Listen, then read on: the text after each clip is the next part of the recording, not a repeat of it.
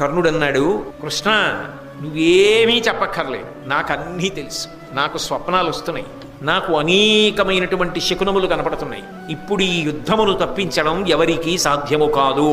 ఎందుకో తెలుసా? ధర్మ సంస్థాపన జరగాలి. ఆ ధర్మ సంస్థాపన కొరకు నేను పావైపోయాను.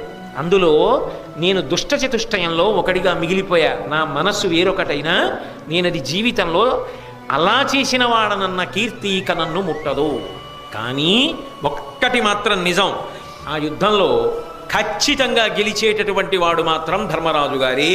అందులో సందేహం లేదు. నేను చెప్తున్నా కృష్ణ, నువ్వు చెప్పక్కర్లేదు కృష్ణ, నాకు తెలుసు ధర్మం ఎక్కడ ఉంటుందో అక్కడ నువ్వు ఉంటావు, నువ్వు ఎక్కడ ఉంటుందో అక్కడ గెలుపుంటుంది. కాబట్టి ధర్మరాజు గెలుస్తాడు, పట్టాభిషేకం జరుగుతుంది, మేమందరం ఉత్తమ లోకాలు పొందుతాం, వీరస్వర్గం అలంకరిస్తాం, యుద్ధంలో పడిపోతాం. నువ్వు చెప్పక్కర్లా, నేనే చెప్పేస్తున్నా. అయినా మరి ఎందుకు యుద్ధం చేస్తున్నావు అంటావేమో, ఇంతకన్నా నాకు బ్రతుకు లేదు కృష్ణ.